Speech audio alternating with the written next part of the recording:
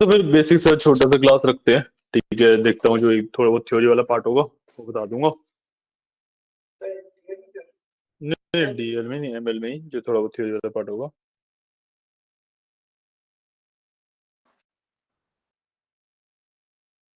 Just give me a second.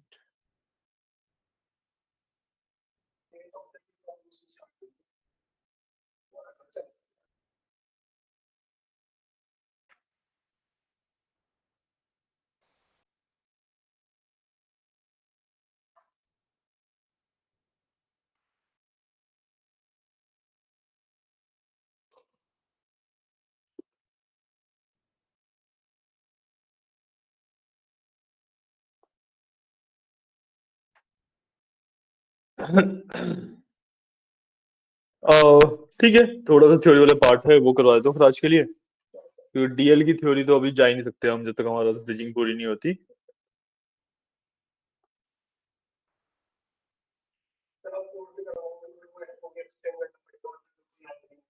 वही तो मैं इसलिए सोचा था कि क्लास मतलब पॉइंट नहीं है, पर ठीक है, कोई इशू नहीं है। अह,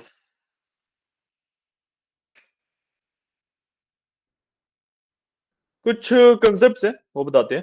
ठीक है, सबसे पहले हम न्यूरॉन की बात करेंगे। ठीक है, हमारे पास जो आर्टिफिशियल इंटेलिजेंस की सबसे छोटी यूनिट होती है, ठीक है, जो सबसे स्मॉलेस्ट यूनिट होती है वो होती है न्यूरॉन। ठीक है, हमारे पास, हाँ जी, बेसिकली डीप लर्निंग वही है।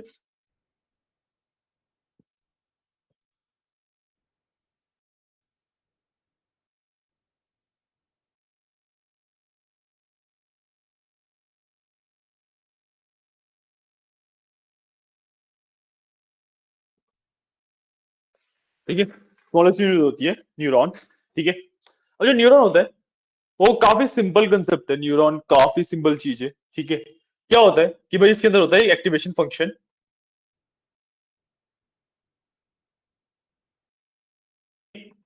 एक होती है इनपुट, एक होता है आउटपुट। ठीक है, अब ये होता क्या है कि भाई जो एक्टिवेशन फंक्शन है वो एक मैथमेटिकल फंक्शन है, इसको एक इनपुट मिलता है मैथमेटिकल। ठीक है, अगर वो इनपुट इस फंक्शन को एक्टिवेट कर पाता है तो this just fires an output, वरना वो एक आउटपुट फायर नहीं करता है। सिंपल एक स्विच की तरह है। ठीक है, कि भाई अगर इसके पसंद का इनपुट आया तो ये आउटपुट देगा, वरना कुछ भी आउटपुट नहीं देगा। ठीक है, simple the this is the concept of neuron. ठीक है, रिप्रेजेंट हमेशा इसको एक सर्कल से करते हैं। ठीक है, अब एक न्यूरॉन अपने आप में कुछ भी नहीं कर सकता। एक neuron on its own is basically nothing, कुछ भी नहीं है। ठीक है, एक इनपुट है, बस एक बटन की तरह है। ठीक है, बट जब बहुत सारे न्यूरॉन्स आपस में मिलते हैं, ठीक है, 100 200 मिलियंस बिलियंस ऑफ न्यूरॉन्स आपस में मिलते हैं, so they make a neural network.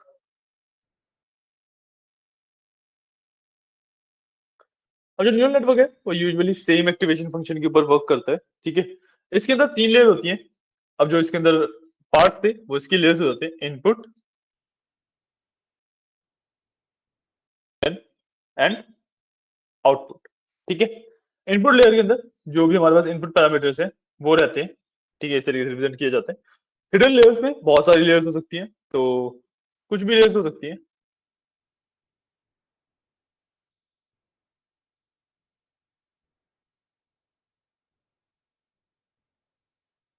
Output, दो आउटपुट ले लेते हैं लेट्स से।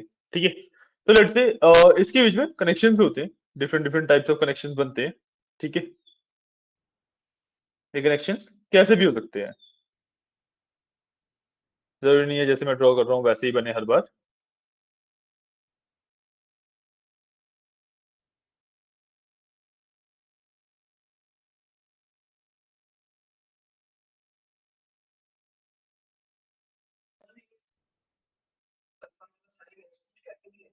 न्यूरॉन है ये बेसिकली एक।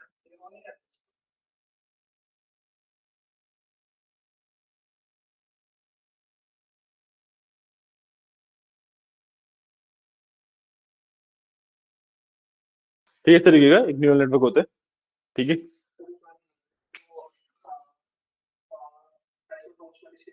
हम्म।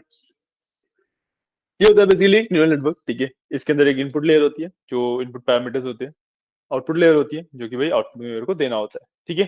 और जब भी मैं एक डीप लर्निंग मॉडल को ट्रेन कर रहा होता हूँ, तो बेसिकली मैं कर क्या रहा होता हूँ उस टाइम पे, मैं यही कर रहा होता हूँ कि जो ये कनेक्शंस हैं, कब कहाँ पे कौन सा कनेक्शन बनेगा, किस न्यूरॉन के साथ बनेगा, और क्या उसका एक्टिवेशन फंक्शन वगैरह रहेगा, वो सब डिसाइड कर रहा होता हूँ। तो दैट इज द ट्रेनिंग का कंसेप्ट, कि मैं न्यूरल नेटवर्क को ट्रेन कर रहा हूँ, मैं एक डीप लर्निंग के मॉडल को ट्रेन कर रहा हूँ। ठीक है।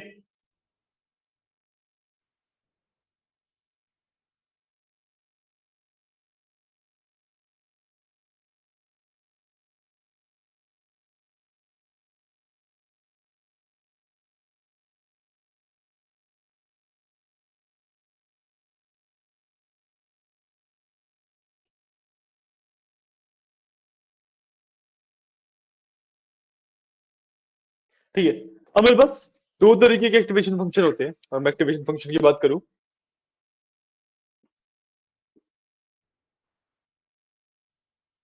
ठीक है, एक्टिवेशन फंक्शन होते हैं, दो तरीके के होते हैं। ठीक है।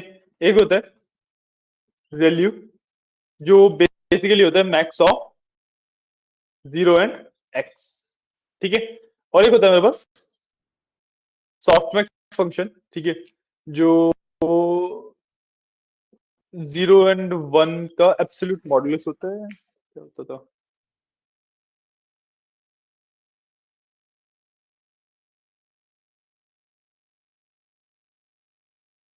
हाँ, 0 1 का एब्सोल्यूट मॉडुलस होता है।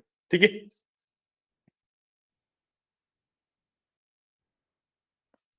अब एक्टिवेशन फंक्शन में बेसिकली दोनों में हो क्या रहा है, सिंपल सा कंसेप्ट है कि भाई जब मैं हिडन लेयर्स की बात कर रहा होता हूँ, तो ज्यादातर मैं वैल्यू यूज कर रहा होता हूँ। मतलब इन दो लेयर के लिए मैं जहां तक वैल्यू यूज करूंगा, लास्ट वाली जो लेयर होती है उसके लिए मैं सॉफ्ट मैक्स यूज करता हूँ। वैल्यू और सॉफ्ट मैक्स में फर्क क्या है, कि जो वैल्यू फंक्शन है वो मेरे को, मान लो इस न्यूरॉन पे वैल्यू लगा हुआ है, तो ये जिससे भी कनेक्टेड है उसमें से किसी के ऊपर भी जंप करना अलाउ करता है। ठीक है। जो लेट से ये वाला न्यूरॉन है, ये तीन से कनेक्टेड है, राइट। तो वैल्यू फंक्शन मेरे को अलाउ करेगा इन तीनों पाथ में से दो भी चूज कर सकता है, एक भी चूज कर सकता है, तीनों भी चूज कर सकता है। ठीक है। बट जो सॉफ्टवेयर फंक्शन है, वो जो भी कनेक्टेड पाथ होते हैं उनमें से सिर्फ एक ही पाथ चूज करना बेसिकली अलाउ करता है, मतलब प्रोबेबिलिटी असाइन कर देता है। ठीक है। तो प्रोबेबिलिटी लेट से इसकी इसने 0.1 असाइन कर दी, 0.3 असाइन कर दी, इसकी भी 0.3 असाइन कर दी, इसकी भी 0.3 असाइन कर दी। ठीक है। और थोड़ा सा चेंज करते हैं, इसकी 0.2 कर दी, इसकी 0.4 कर दी, सॉफ्ट मैक्स। ठीक है। ये प्रोबेबिलिटी असाइन कर दी, प्रोबेबिलिटी टोटल होके 1 बन रही है। ठीक है। अब अगर इस आउटपुट पे मैं प्रोबेबिलिटी देखूं, तो इस आउटपुट की प्रोबेबिलिटी 0.3 आ गई, क्योंकि दो स्टेप्स इस पे आ रहे हैं। इस आउटपुट की प्रोबेबिलिटी 0.7 आई, तो this is my final output. तो जो फाइनलाइजेशन होती है वो मेरा सॉफ्टमैक्स फंक्शन करता है। रेलवे बेसिकली मेरे को अलाउ करता है ना इनमें से किसी पाथ पे जाने के लिए। बेसिकली डिफरेंस ये है कि भाई वैल्यू अलग अलग कंसेप्ट के ऊपर बेस्ड होता है, एंड वो मेरे को डिफरेंट डिफरेंट पाथ्स के ऊपर मेरे मतलब एक न्यूरॉन को मल्टीपल टाइम्स एक्टिवेट करना अलाउ करता है। जो सॉफ्टमैक्स है, अलाउ वो भी एक न्यूरॉन को मल्टीपल टाइम्स होना करता है, बट साथ में क्या करता है, साथ में हर एक पाथ की एक प्रोबेबिलिटी डिसाइड करता है। ठीक है। और उन पाथ्स पे जब फाइनल आउटपुट आता है, तो वो प्रोबेबिलिटीज ऐड हो जाती हैं, और जिस फाइनल आउटपुट की प्रोबेबिलिटी ज्यादा होती है, वो मेरा फाइनल आउटपुट बन के आता है।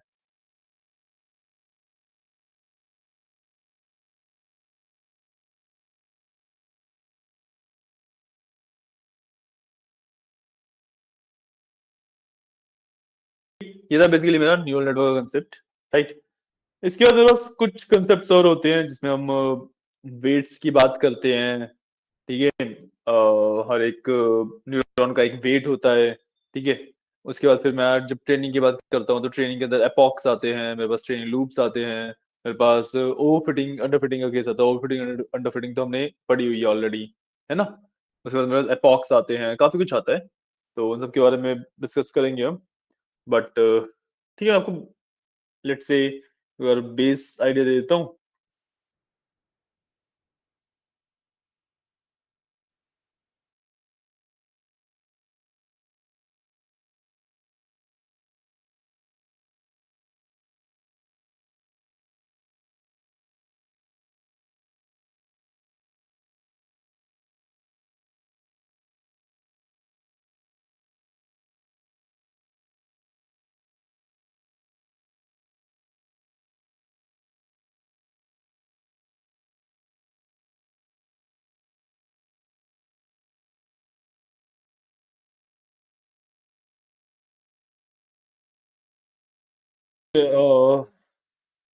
चार पार्ट्स और बता देता हूँ, ठीक है।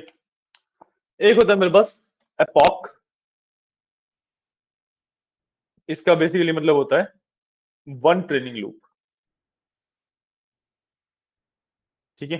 भाई एक बार मेरे न्यूरल नेटवर्क की ट्रेनिंग हो रही है, दैट इज वन एपॉक, ठीक है। मैं 50-100 एपॉक्स यूज करता हूँ यूजुअली एक मॉडल की ट्रेनिंग के लिए, ठीक है। तो दिस इज बेसिकली एपॉक। हाँ, ठीक है। उसके बाद आते हैं मेरे पास वेट्स,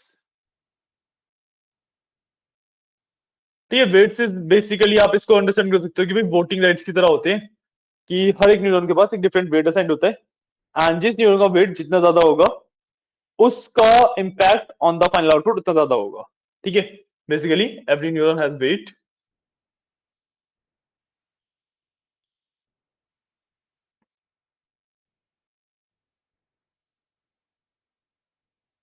और जिस न्यूरॉन का वेट जितना ज्यादा इम्पैक्ट उसका उतना ज्यादा, ठीक है। इसके बाद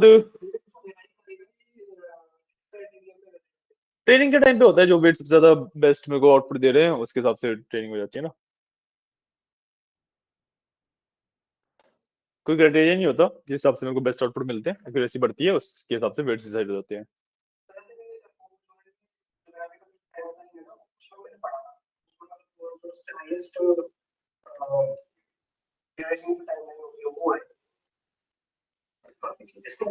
हाँ, ठीक है। तो हमने पॉक कर लिया, वेट्स कर लिया है।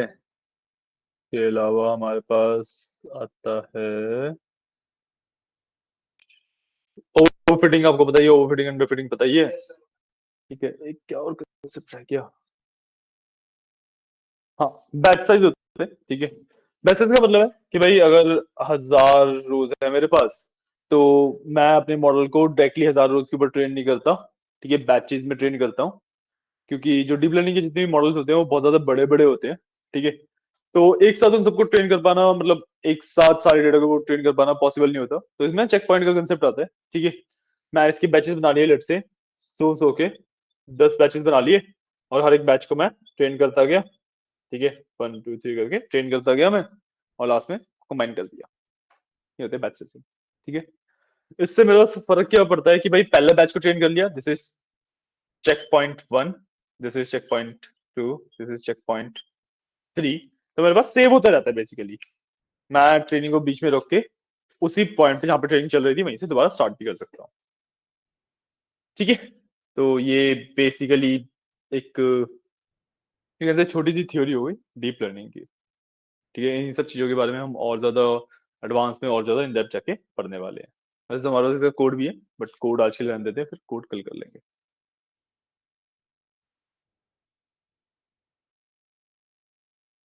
मी just send you a picture of this।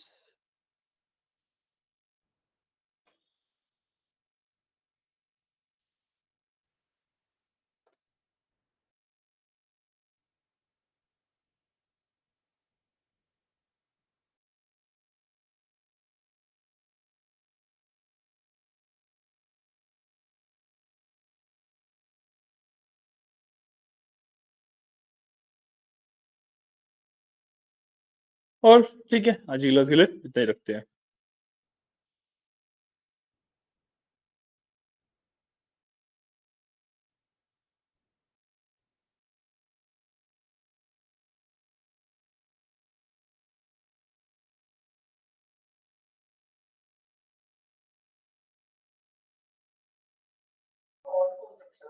बहुत सारे हैं।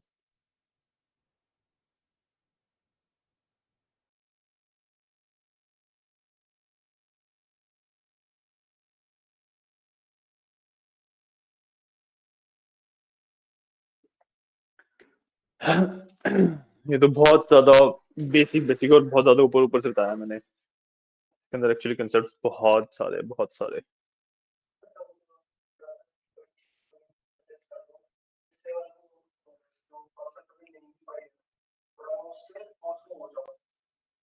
थ्योरी बुक वगैरह इसके लिए यार।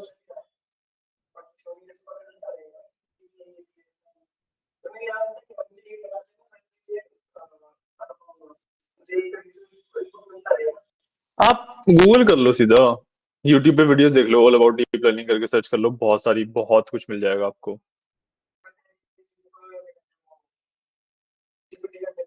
वही तो, वो कर लो, अच्छी है सारी चीजें, वही तो।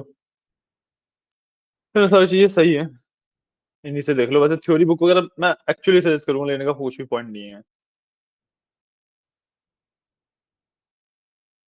एक तो बुकिश लैंग्वेज होगी, बिल्कुल समझ नहीं आएगी। ऊपर से कंसेप्ट बुक्स के अंदर आउटडेटेड होते हैं, क्योंकि एआई एंड डीप लर्निंग एक ऐसी फील्ड है जो कि रोज अपडेट आ रहे हैं जिसके अंदर, एंड रोज नई बुक नहीं खरीद सकते आप। तो इस पॉइंट पे आके वही सजेस्ट किया जाता है कि भाई अगर आपको पढ़ना है अलग से कहीं से, तो यूट्यूब, इंटरनेट से पढ़ लो बेसिकली।